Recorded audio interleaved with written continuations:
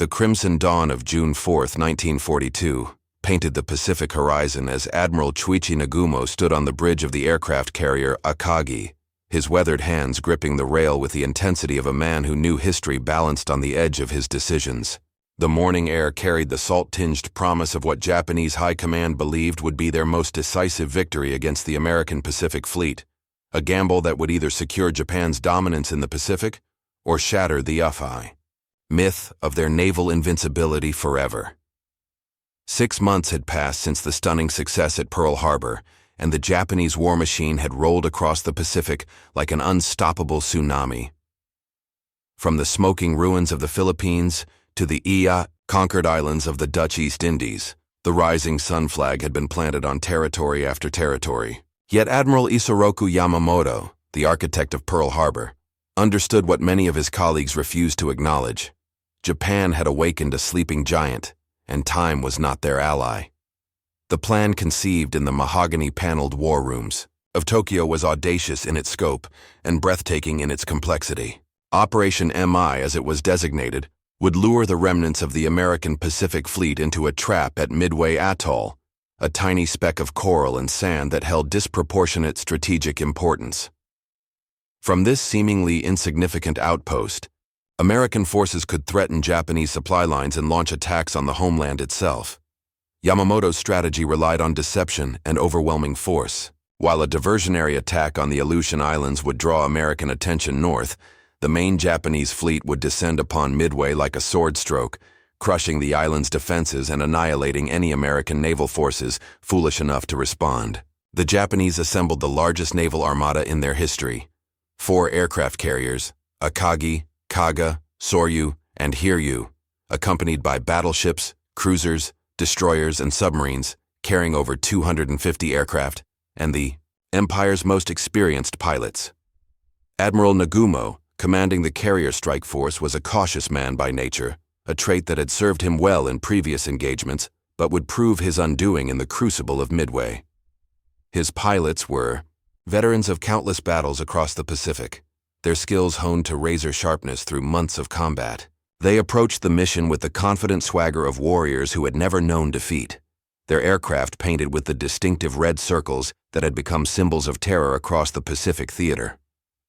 According to historical accounts, detailed in Gordon Prange's Miracle at Midway, the Japanese forces were supremely confident in their tactical superiority and battle-tested crews. As the Japanese fleet moved eastward through the darkness, radio silence maintained their cloak of invisibility. In the carrier ready rooms, pilots studied their target maps and checked their equipment with practiced precision. The plan called for a dawn strike on Midway's airfields and installations, followed by a second wave that would eliminate any remaining resistance. By sunset, Midway would be in Japanese hands, and the American Pacific Fleet would be licking wounds that might never heal. But unknown to Nagumo and his confident airmen, American codebreakers had achieved what many thought impossible. They had cracked the Japanese naval code designated JN-25. In the basement of a nondescript building in Pearl Harbor, cryptographers led by Commander Joseph Rochefort had been working around the clock, piecing together fragments of intercepted messages like archaeologists reconstructing ancient pottery. Their breakthrough had given Admiral Chester Nimitz something more valuable than gold: advanced knowledge of Japanese intentions. The stage was set for a confrontation that would determine the fate of the Pacific War, though neither side fully comprehended the magnitude of what was about to unfold in the waters surrounding a tiny atoll called Midway. The pre-dawn hours of June 4th brought an eerie calm to the Pacific, broken only by the rhythmic thrumming of aircraft engines warming. Up on carrier decks scattered across hundreds of miles of ocean, Admiral Chester Nimitz had made his preparations with the methodical precision of a chess grandmaster, positioning his forces based on intelligence that the Japanese believed was impossible for the Americans to possess. 3 American aircraft, carriers, Enterprise, Hornet, and the hastily repaired Yorktown, lay in wait northeast of Midway, their positions carefully chosen to remain undetected while maintaining striking distance of the approaching Japanese fleet. The Yorktown, damaged in the recent Battle of the Coral Sea, had undergone miraculous repairs at Pearl Harbor in just 72 hours, a testament to American industrial determination and ingenuity that would prove crucial in the coming battle.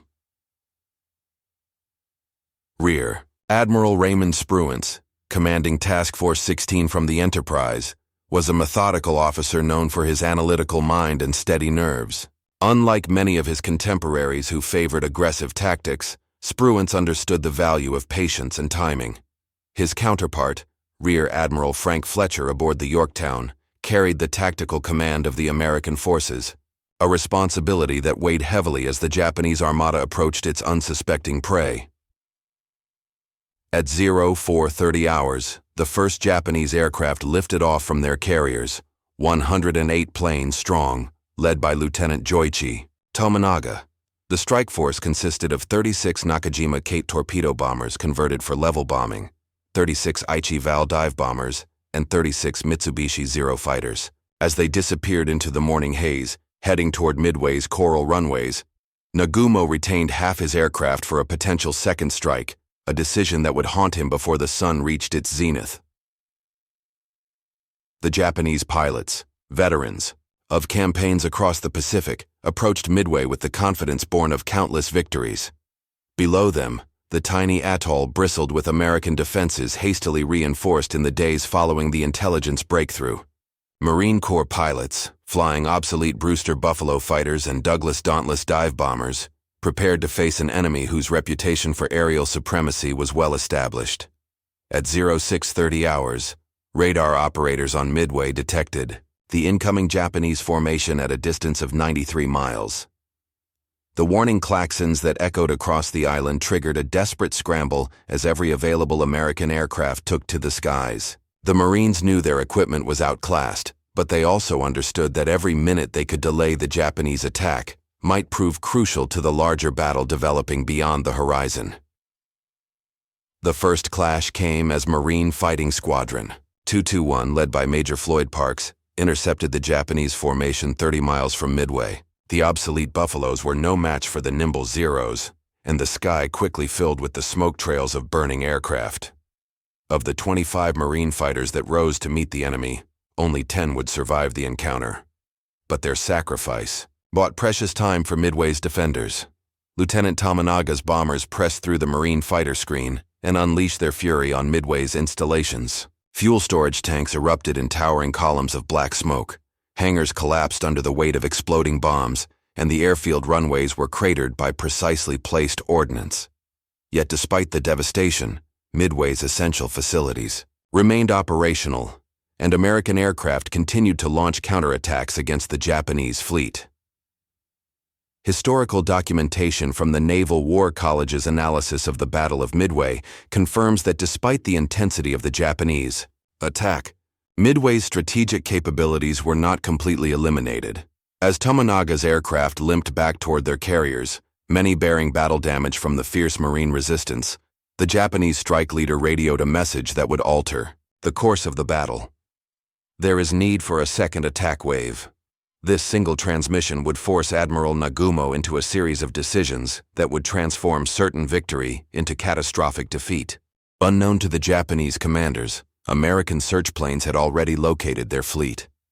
At 0534 hours, a PBY Catalina flying boat piloted by Ensign Jack Reed spotted the Japanese carriers and radioed the coordinates that would guide American strike aircraft to their targets.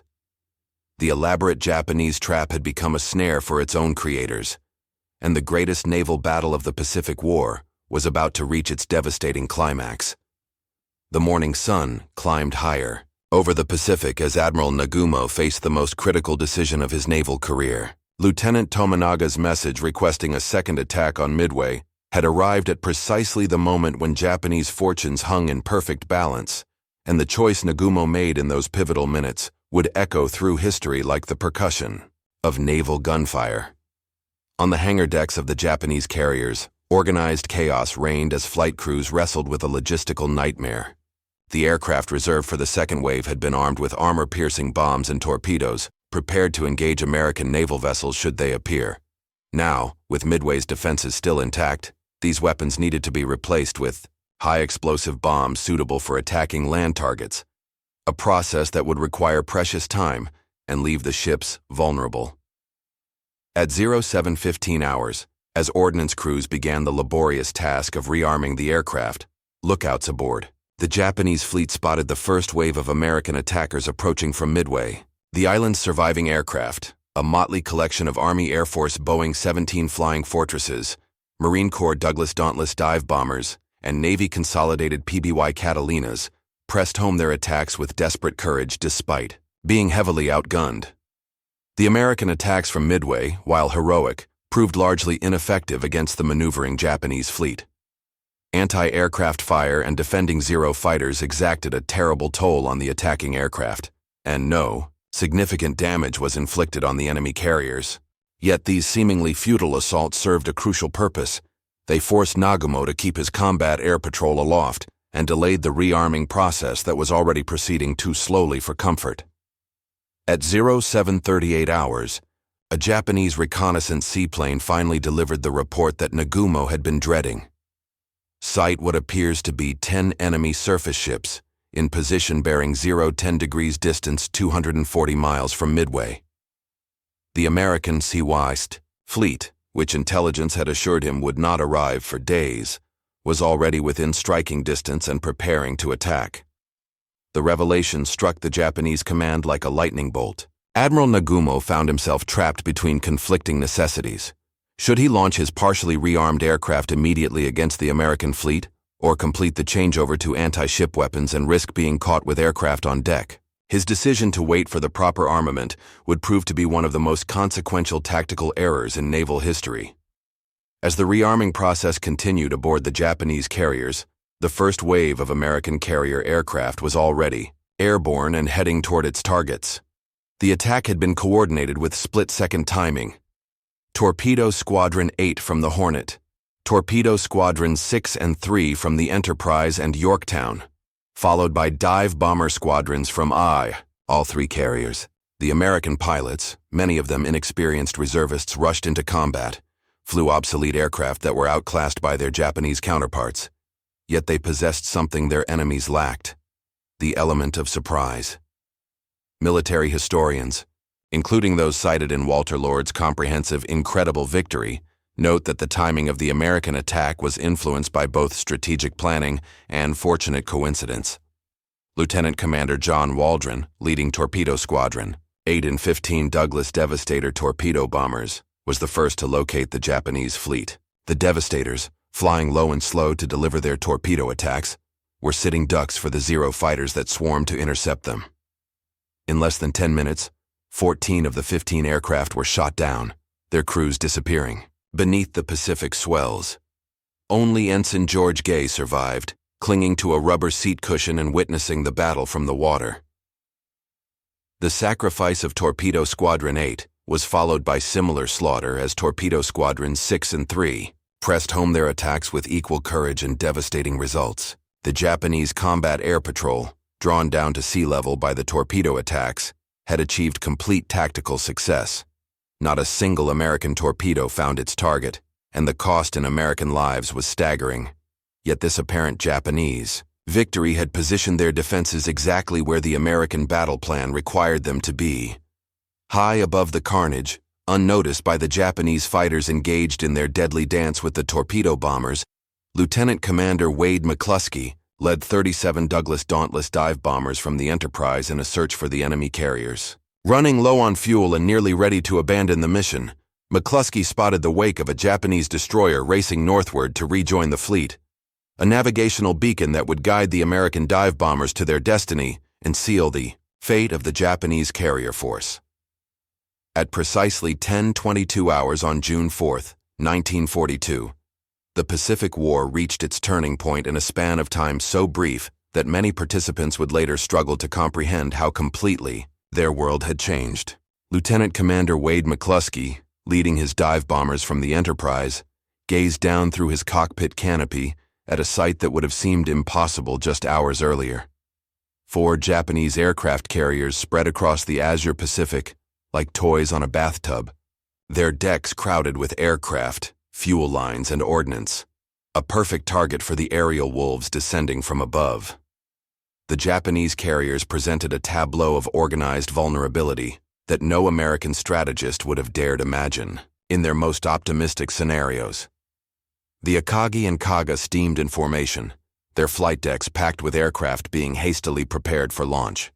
Fuel hoses snaked across the wooden planking, and armor-piercing bombs and torpedoes lay stacked near the aircraft waiting to be loaded. The Soryu maintained position nearby, equally exposed and equally unprepared for the devastation that was about to rain down from the cloudless sky. Admiral Nagumo, standing on the Akagi's bridge, remained unaware that American dive bombers were already beginning their terminal dives. The Japanese Combat Air Patrol, having successfully annihilated the American torpedo squadrons, was still engaged at low altitude, their pilots celebrating victories that would prove Pyrrhic within minutes.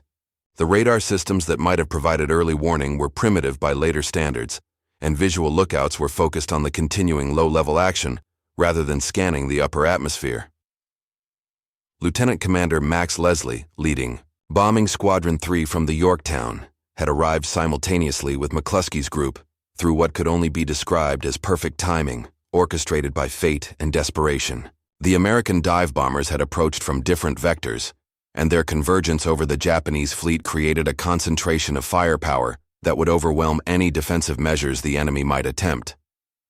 McCluskey selected the Kaga as his primary target, the massive carrier presenting an irresistible target as it turned into the wind to launch aircraft. His dauntless dove threw scattered anti-aircraft fire that had not yet found its range, the bomber's engine screaming as it accelerated toward terminal velocity. At 1,500 feet, McCluskey released his 1,000-pound bomb and pulled out of his dive, not waiting to observe the results as his wingmen followed in precise succession. The first bomb struck the Kaga near the island's superstructure, its explosion triggering a chain reaction among the armed aircraft and fuel systems. On the flight deck, within seconds, the carrier was transformed from a symbol of Japanese naval might into a blazing funeral pyre. Secondary explosions rippled across the deck as ammunition detonated, and aviation gasoline erupted in towering pillars of flame that could be seen for miles across the Pacific. Simultaneously, Lieutenant Dick Best led his section of dive bombers against the Akagi, Admiral Nagumo's flagship and the pride of the Japanese carrier force. Best's bomb penetrated the flight deck near the aircraft elevator, detonating in the hangar bay where it ignited fuel and ordnance with catastrophic results. The explosion lifted the elevator platform and hurled it against the overhead, while fires spread with terrifying speed through the ship's vitals. According to detailed accounts preserved in the U.S. Naval Institute's official battle histories, the precision and timing of these attacks exceeded even the most optimistic American pre-battle assessments. The Soryu, attacked by planes from the Yorktown, suffered an equally devastating fate. Lieutenant Commander Max Leslie's bombers scored multiple hits on the carrier's flight deck, and within minutes, the ship was engulfed in the same type of uncontrollable fires that were consuming her sister ships. The carefully orchestrated Japanese naval formation had become a collection of burning hulks, their crews fighting desperately to save vessels that were already beyond salvation. In those 5 minutes of aerial combat, the balance of naval power in the Pacific shifted irrevocably. 3 of Japan's 4 fleet carriers were mortally wounded, their experienced aircrew either dead or trapped aboard sinking ships.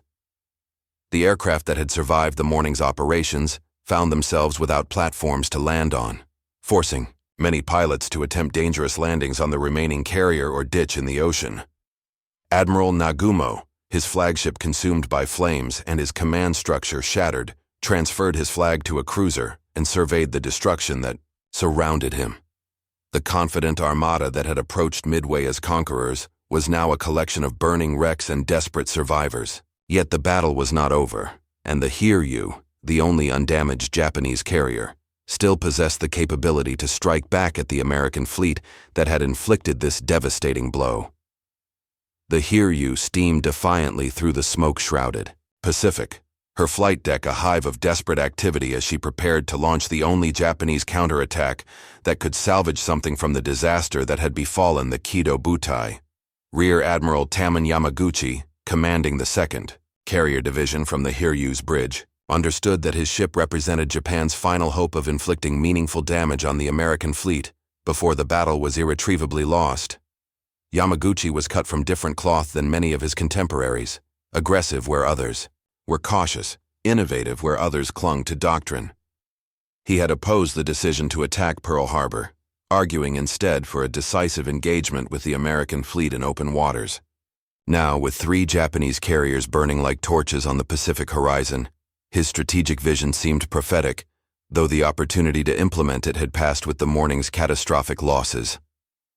At 10:54 hours, 18 Aichi, Val dive bombers and 6 Zero fighters lifted off from the Hiryu's deck, led by Lieutenant Michio Kobayashi. The strike force was pitifully small compared to the massive formations that had dominated Pacific skies for months, but it represented the accumulated experience and skill of Japan's most elite naval aviators. Their target was the American carrier force that had dealt such devastating punishment to their comrades, and they approached their mission with the fatalistic determination of samurai facing overwhelming odds. The American carriers, having launched their successful morning strikes, were in a vulnerable position as they recovered aircraft and prepared for potential Japanese retaliation. The Yorktown, still bearing battle damage from the Coral Sea engagement, was particularly exposed as her crew worked frantically to refuel and rearm returning aircraft. Radar operators aboard the American vessels detected the incoming Japanese formation, but the warning came almost too late to mount an effective defense.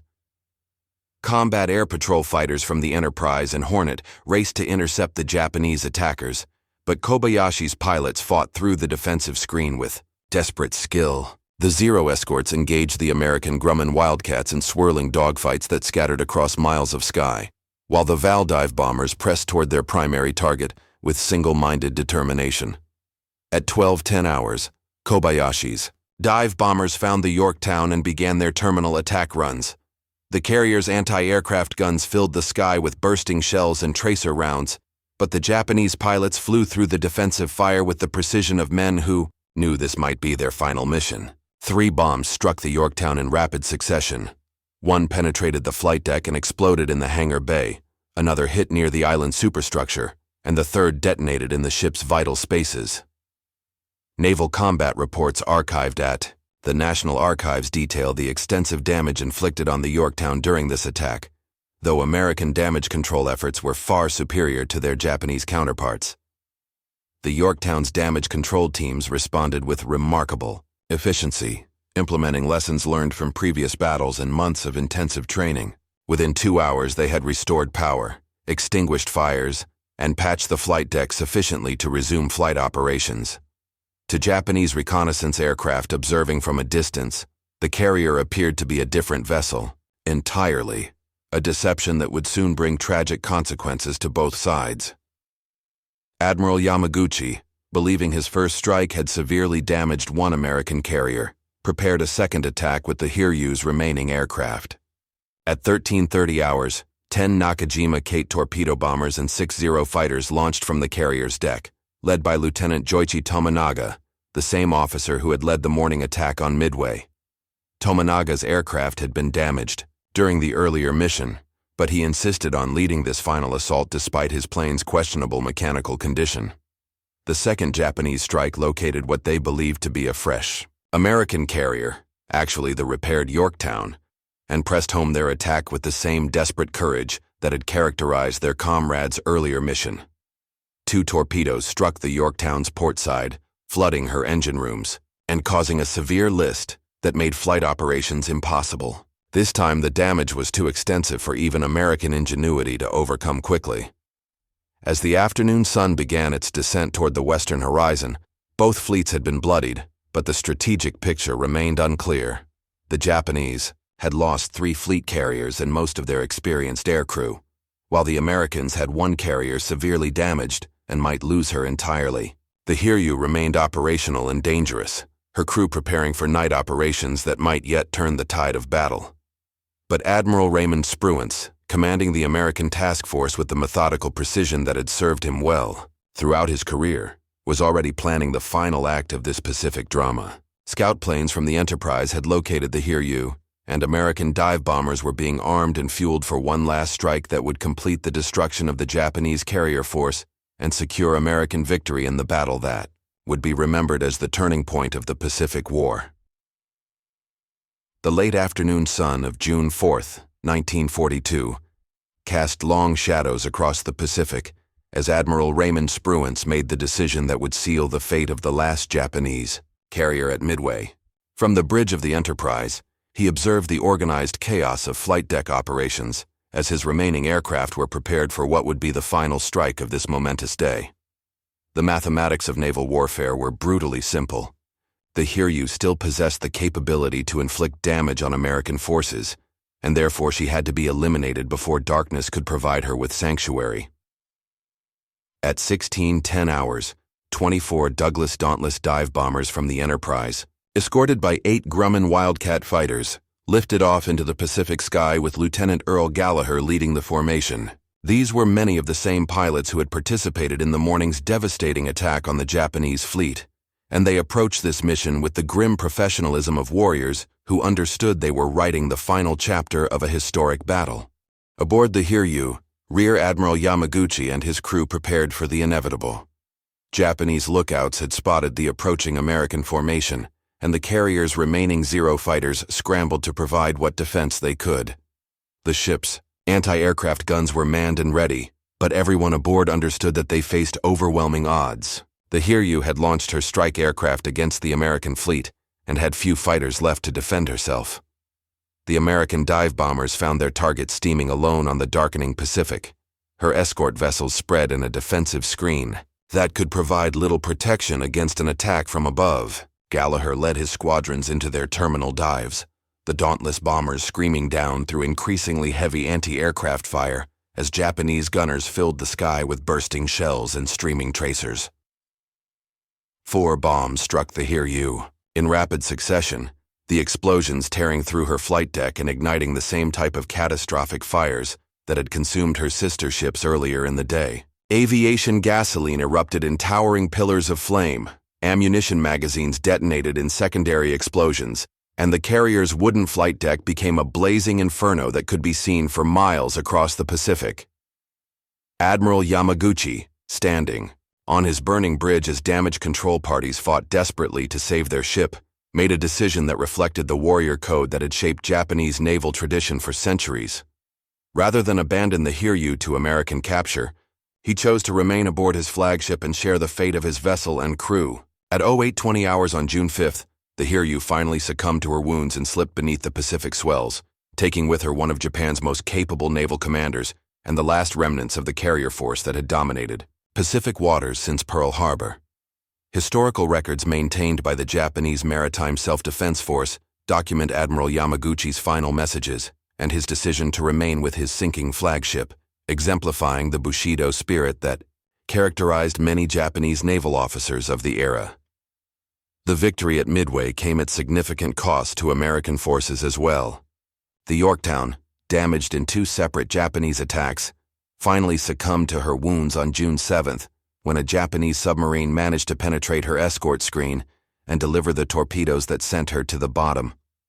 Over 300 American aircrew were killed or missing, and dozens of aircraft were lost in the various strikes and defensive actions that characterized the 4-day battle. Yet the strategic implications of the American victory were immediately apparent to commanders on both sides. Japan had lost 4 fleet carriers, Akagi, Kaga, Soryu, and Hiryu, along with most of their experienced aircrew and maintenance personnel. The pilot training programs that might have replaced these losses required years to complete, time that Japan's strategic position could not afford. The myth of Japanese naval invincibility, carefully cultivated through months of unbroken victories, had been shattered in a single day of combat. Admiral Isoroku Yamamoto, commanding the overall Japanese operation from his flagship Yamato, received reports of the disaster with characteristic stoicism. The architect of Pearl Harbor understood better than most that Japan's window of opportunity in the Pacific had closed with the destruction of the Kido Butai. The gamble that was supposed to eliminate American naval power in the Pacific had instead crippled Japan's own offensive capabilities and handed the strategic initiative to her enemies. As dawn broke on June 5th, the surviving ships of both fleets began their withdrawal from the waters around Midway Atoll. The tiny coral island remained in American hands, its airfield scarred but operational, its strategic importance confirmed by the blood spilled in the surrounding seas. The Battle of Midway was over, but its consequences would resonate throughout the remainder of the Pacific War. The Japanese generals had indeed gambled at Midway, and in losing that gamble, they had lost far more than a single battle.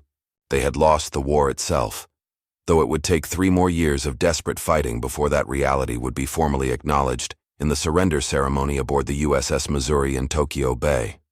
The 5 minutes that changed history at Midway had set in motion a chain of events that would ultimately lead to American victory in the Pacific and Japan's transformation from an aggressive empire to a peaceful democracy in the post-war world.